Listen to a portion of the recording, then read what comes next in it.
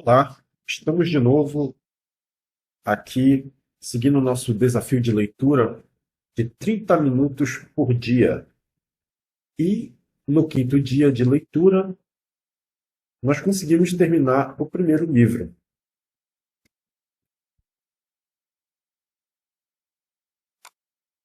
O livro que foi lido foi o Teogonia, de Hesíodo.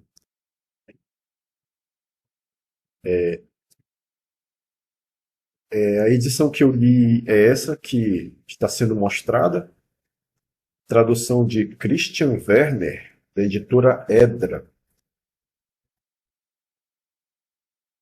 Deixa eu ver se tem algumas informações aqui sobre o livro, sobre o tradutor, Teogonia Hesíodo,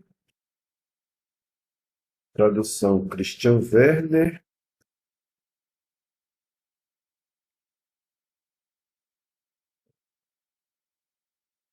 Aqui no início do livro tem algumas informações sobre a Teogonia, sobre Hesíodo, sobre o tradutor. Teogonia, Theos, Deus e Genea, origem. É um poema de 1022 versos hexâmetros datílicos, que descreve a origem e a genealogia dos deuses. Hesíodo foi um poeta grego arcaico, assim como ocorre com Homero, não é possível provar que ele tenha realmente existido. E uma informação interessante aqui que apenas três obras atribuídas a Hesíodo resistiram ao tempo e chegaram às nossas mãos. São elas Trabalhos em Dias, Teogonia e o Escudo de Héracles. E sobre o tradutor, Christian Werner é professor livre-docente de língua e literatura grega na Faculdade de Letras da Universidade de São Paulo.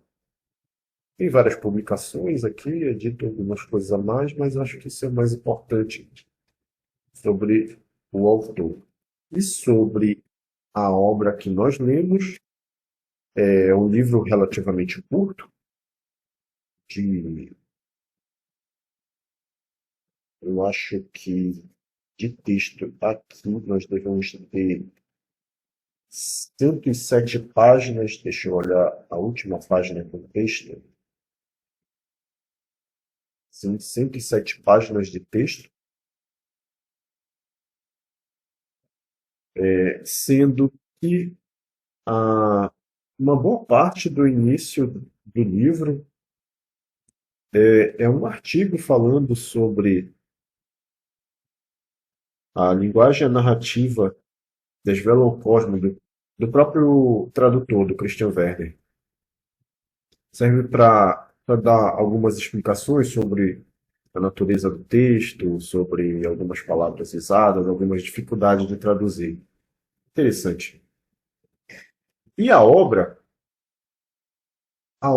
ela é escrita em versos, assim como o Fausto, mas diferente da obra do Goethe, a Teogonia é muito gostosa de ler. Não encontrei grande dificuldade, tirando a linguagem poética em versos, porque na época que essa obra foi escrita, ah, isso aqui, não sei se tem essa informação, mas é por volta do século VII antes de Cristo.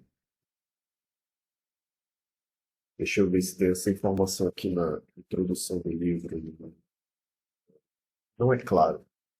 Mas é por volta do século VII antes de Cristo, da mesma época do Homero. Esse tipo de obra, ela remonta a um tempo em que a cultura era toda passada de forma oral. Então, esses versos, eles não eram feitos para serem lidos, eles não eram escritos, eles são versos que eram feitos para serem cantados por um aedo ou um rapsodo.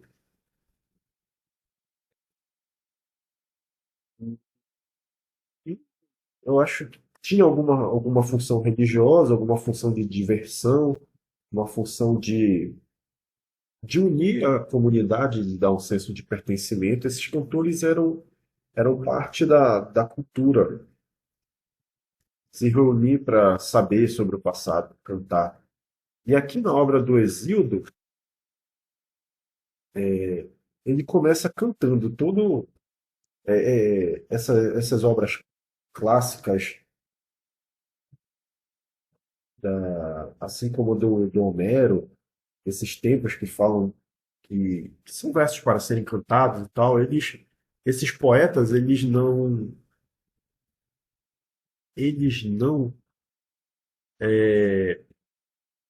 puxam para si a autoridade sobre o que eles cantam. Eles dizem que receberam um dom das musas e que aquilo ali é uma história que foi inspirada. E no início da Teogonia, os primeiros versos dizem assim: pelas musas do Hélico, comecemos a cantar. Elas que do Hélico ocupam monte grande e luminoso, e em volta de fonte violácea com pés macios dançam. E do altar do possante Cronida, Cronida aqui é Zeus, filho de Crono, tendo a pele delicada no permesso banhado, na fonte do cavalo ou no oumeio luminoso, no cimo do Hélicon, compõem danças corais, belas, desejáveis, e fluem com os pés. Então Exílio começa louvando as, as musas que habitam o Monte Hélico, filhas de Zeus e da memória. Bem, eu pretendo passar um pouco brevemente sobre a obra. Eu não tenho intuito de falar tudo que pode ser falado sobre isso, mas eu vou fazer um relato do que eu li e do que eu achei. Toda a teogonia, embora ela narre a origem dos deuses, ela cita o nascimento e a origem de muitos deuses e alguns heróis, assim como Hércules. Hércules, no caso, é o nome em latim do Héracles. Aqui em grego ele é chamado de Heracles. Mas na nossa tradição nós costumamos chamar mais frequentemente de Hércules pelo nome romano. Então, alguns heróis que são citados aqui é o Héracles, o Enéas e o Odisseu. E narra a origem de muitos e muitos deuses. E deuses demais aqui, é um livro para se ler várias vezes até conseguir saber exatamente que Deus veio de onde. É dado, eu acho que deve ser todos os deuses conhecidos daquele momento, é dada a origem na teogonia. Mas eu não diria que a origem é o tema central da teogonia. Eu diria que, pelo que eu consegui perceber, que a teogonia, o tempo todo, ela exalta o papel central de Deus como pai de homens e deuses, como o pai da justiça, aquele que distribui igualmente as dádivas e os bens, aquele que dividiu todos os dons de forma justa entre os deuses, e aquele que protege também tanto os homens quanto os deuses. É interessante esse papel central de Zeus aqui na teogonia. E, e a impressão que eu tinha antes de ler a obra é de que durante todo o livro fosse ser falado sobre os deuses de forma alternadas e eu fiquei muito surpreso que Zeus é uma figura que ela é retomada várias vezes e nunca sai de foco.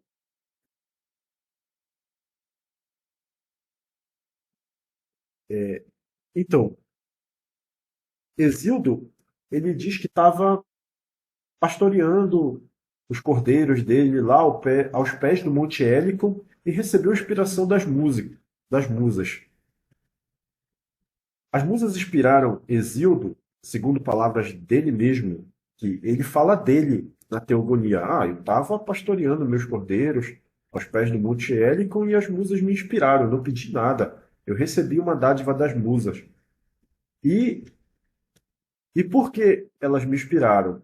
Elas falaram para Exildo que elas poderiam inspirá-lo, que elas têm o poder de dizer sobre o passado, o presente e o futuro, e também elas podem inspirar as pessoas a dizerem tanto mentiras quanto verdades.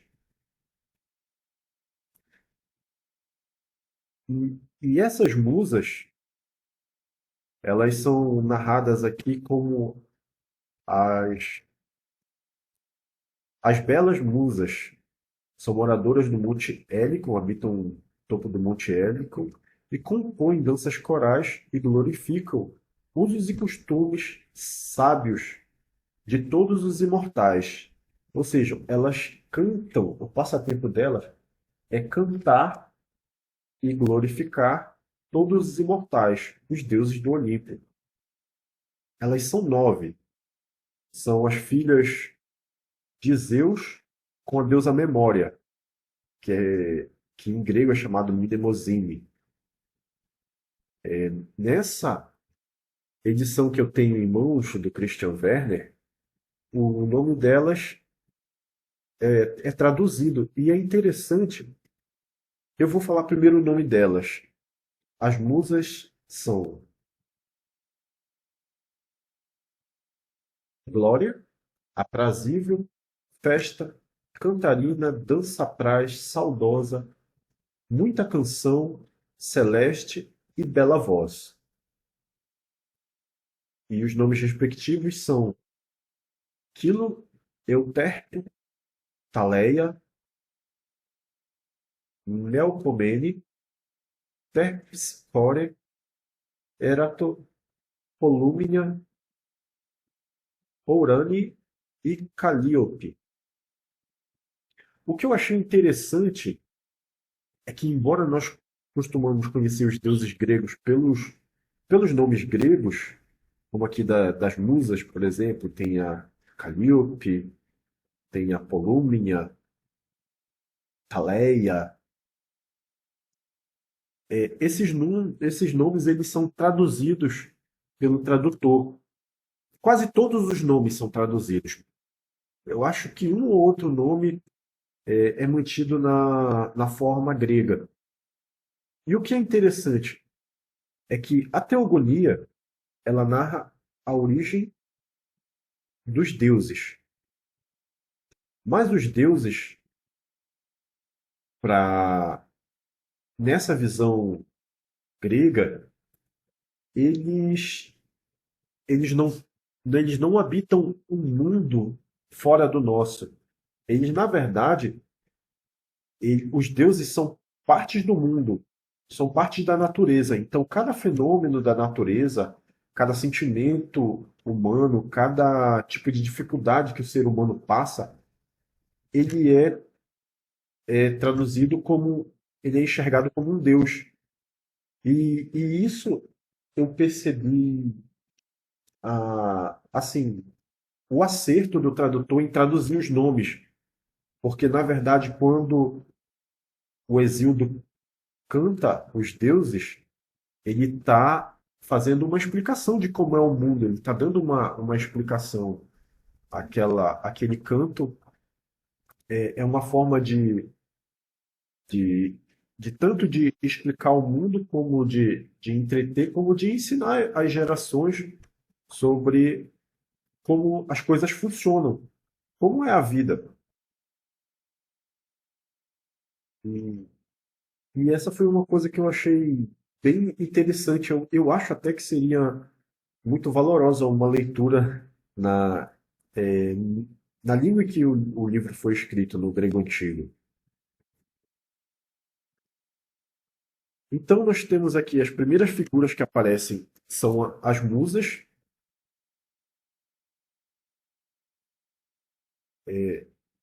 Eu tinha feito algumas notas aqui, mas eu não estou conseguindo encontrar. Ah, eu vou ler aqui. Hesíodo recebe o dom do canto das musas. Para quê? Para louvá-las em primeiro lugar e depois e aos deuses sempre cantar. Ou seja, ele recebe o dom dele de canto com uma condição, que louve as musas sempre. Primeiramente, em primeiro lugar, ele deve louvar as musas e sempre cantar aos deuses. Essa é a condição que as musas estabelecem para dar o dom do canto para ele. As musas, elas mesmas, ao cantar, louvam os deuses, mas sempre iniciam e finalizam o seu canto glorificando a Zeus, o mais poderoso dentre eles. Na, a parte onde é narrado o nascimento das musas na obra já é lá para o final. É dito que Zeus se uniu com a memória e durante 9 dias eles, eles se amaram e um ano depois nasceram 9 musas.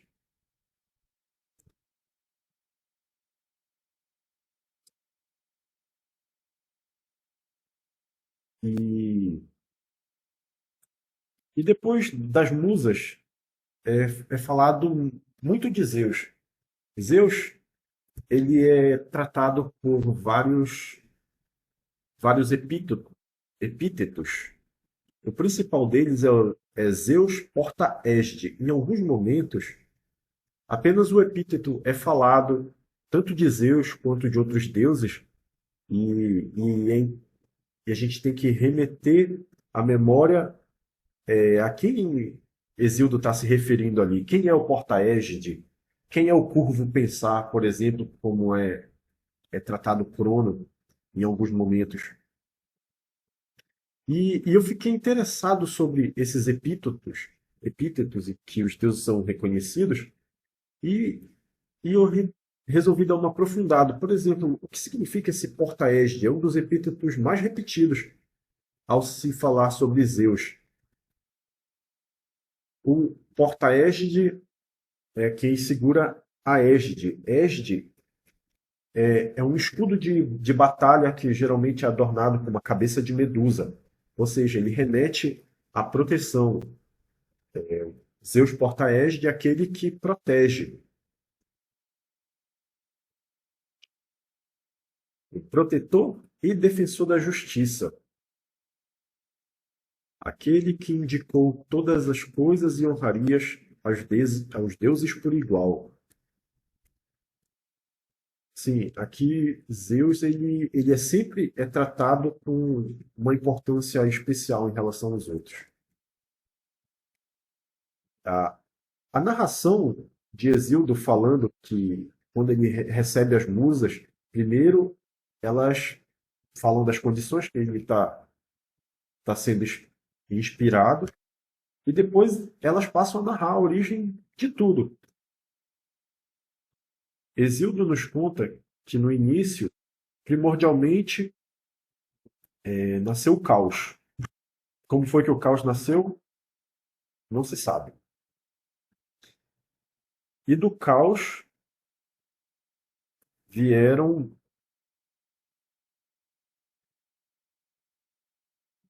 não do caos, junto com o caos, também primordialmente veio a terra e Eros. É dito que Eros é o mais belo e subjuga no peito mente e desígnio, tanto de deuses quanto de homens. E, e depois a Terra, ela, ela gerou dela mesma, sem união com ninguém, o céu para cobri-la. E com o céu ela deu origem a vários deuses.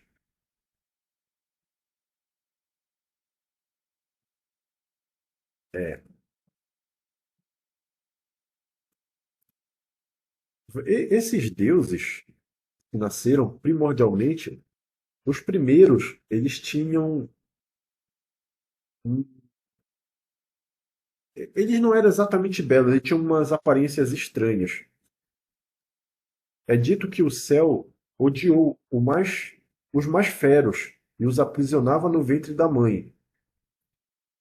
Os mais feros, aqui eu procurei saber o que exatamente seriam mais feros. Eu ouvi dizer que eles seriam feios, mas lá para o final da teogonia é dito que o céu ele odiou tanto a aparência quanto o comportamento, o poder que esses deuses tinham. E, na verdade, pelo que eu entendi, ele não odiou todos os deuses de que ele foi pai. Ele odiou especialmente os deuses chamados Cíclopes e os Hecatônqueros. Os Cíclopes eram gigantes muito fortes que tinham um olho só, redondo, no meio da testa. E os Hecatônqueros eram gigantes de 100 braços e 50 cabeças. Como é dito que ele aprisionou os no ventre da mãe, ele odiou os mais velhos e aprisionou no ventre da mãe, eu não entendi que ele tenha aprisionado todos os filhos.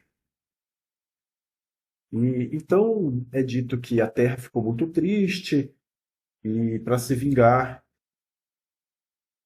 ela criou uma arma de, de adamantio, que é dito que é um metal indestrutível. E falou com os filhos: olha, se alguém se habilitar a punir o céu por todos esses crimes e está fazendo sofrer, fale agora. E quem se apresenta? Crono, que vai ser chamado de Titã. Ele se apresenta e diz à mãe: não, mãe, eu faço isso daí. Durante a obra é dito que o Crono ele é conhecido por um epíteto, curvo pensar. É como se ele fosse muito inteligente, mais inteligente que os demais, mais audacioso. O céu também não gostava muito do comportamento do Crono. E ele se propõe, junto com a mãe, se vingar dos crimes cometidos pelo pai. Ou seja, o primeiro criminoso da história dos deuses é o próprio céu. Então, com o plano da Terra, Crono corta um membro do pai, que era aquilo que ligava ao céu e à terra, e, e quando esse membro é cortado, ele sai espalhando sangue pela terra, era um membro que unia o céu e a terra, e cai no mar. Da espuma do mar nasce a deusa Afrodite, e do sangue que se espalha pela terra, várias criaturas são criadas, inclusive alguns gigantes. E, e assim o pai é deposto do trono dele. E ele diz que por causa dessa traição, os filhos serão conhecidos como titãs. Titãs é um jogo de palavra aqui que diz que eles se ergueram demais, cresceram demais, alguma palavra que tem um som parecido, deve rimar em grego, e a palavra traição. Então eles vão ser conhecidos como titãs.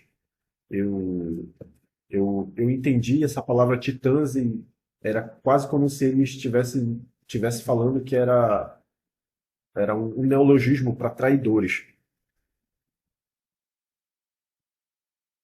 E, e assim como o pai, Crono também teve um comportamento ruim com os seus filhos. Ele tomou uma das irmãs dele, Reia, como esposa, teve filhos deuses E por medo de ser destronado, assim como o pai foi, ele, ele passou a engolir os próprios filhos. Mas a mãe escondeu Zeus até que ele fosse grande, e esse pôde crescer e criar planos e lutar contra o pai e destronar o pai numa guerra que durou 10 anos, que é conhecida também e muito narrada como Titanomaquia, onde ele derrota os titãs, aprisiona eles no Tártaro e passa a reinar. É onde também, nessa Titanomaquia, ele, ele tira da prisão tanto os ciclopes, que dão para ele as armas que ele vai usar, que é o raio, o relâmpago e o trovão, quanto os hecatônquidos, aqueles gigantes horríveis de poder imensurável, gigantes de 100 braços e 50 cabeças. Os hecatônquidos são três.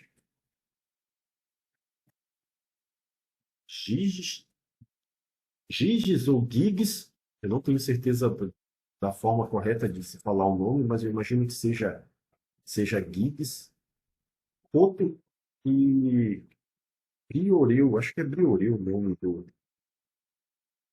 Briereu, o nome do terceiro hecatônquiro. E eu acho.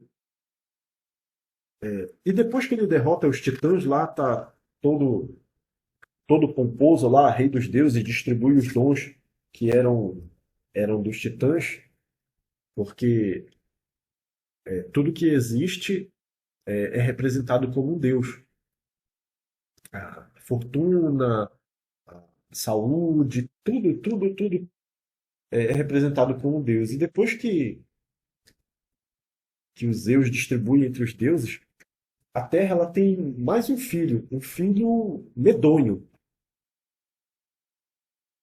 que é chamado de Tifeu. Essa é uma parte que eu nunca tinha ouvido falar da origem dos deuses. E eu fui pesquisar, é também chamada de Tifonomaquia, que é a guerra. Só que essa guerra, ela não é entre os deuses olímpicos contra um inimigo. É uma guerra somente de Zeus contra a mais forte das criaturas que já apareceram ali, que foi esse gigante Tifeu.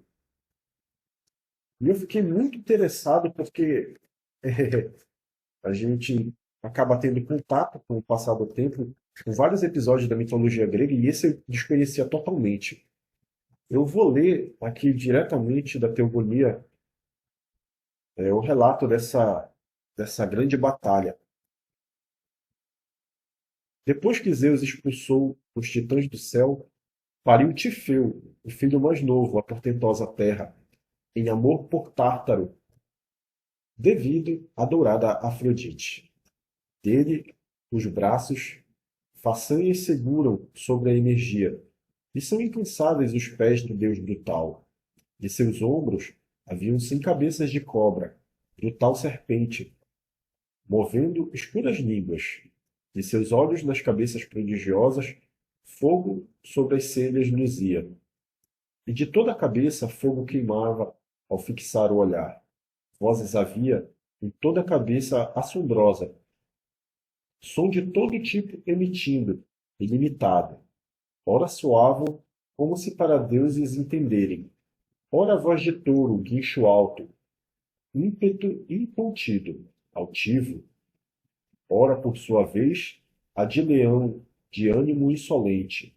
Ora semelhante a cachorrinhos, assomo, assombro de se ouvir. Ora sibilava, e abaixo grandes montanhas ecoava. Feito impossível teria havido naquele dia. E ele, de mortais e imortais, teria se tornado senhor, se não tivesse notado o arguto, o pai dos varões e deuses. Trovejou de forma dura e ponderosa, em torno da terra, ecoou aterrorizante, e também acima o amplo céu, o mar, as correntes do oceano e o tártaro da terra. Sob os pés imortais, o grande Olimpo foi sacudido, quando o Senhor se lançou, e a terra gemia em resposta, queimando abaixo dos dois, tomou conta do mar violeta, vinda do trovão, do raio, do fogo, desse portento, dos ventos de ígneos tornados e do relâmpago ardente. Todo o solo fervia, e céu e mar, grandes ondas, graçavam no entorno das praias, com jato dos imortais. E tremor inextinguível se fez. Hades, que rege os ínferos finados, amedrontou-se, e os titãs embaixo no Tártaro, em volta de Crono, com o inextinguível zunido e refrega apavorante. Zeus, após rematar seu ímpeto, pegou as harpas, trovão, raio e o chamejante relâmpago, e golpeou-o, arremetendo do Olimpo. Em volta, todas as cabeças prodigiosas do terrível portento queimou. Após subjugá-lo, tendo com golpes fustigado, um outro tombou, aleijado, e gemeu a portentosa terra. E assim é narrada a batalha de Zeus com o gigante Tifeu. Depois dessa batalha aqui, ele foi eleito pelos deuses como rei entre eles ali, porque ele era capaz de, de defender qualquer um, de derrotar qualquer inimigo, e era justo e sábio o suficiente para dividir os seus dons igualmente entre todos os deuses. E essa foi a leitura que nós fizemos da Teogonia, o primeiro livro do nosso desafio aqui. Então, eu posso dizer que ler 30 minutos por dia faz uma grande diferença. O nosso tempo de leitura foi de 5 dias, 107 páginas lidas, o equivalente a 21 páginas mais ou menos a cada dia, e foi um bom resultado. O segundo livro que eu pretendo ler é uma obra do Hesíodo também, O Trabalho e os Dias, e eu vou dar um breve relato quando terminar de ler esse livro também. Então, temos aqui o resultado dos nossos primeiros 5 dias de leitura, lendo 30 minutos por dia. Muito obrigado por acompanhar e até a próxima.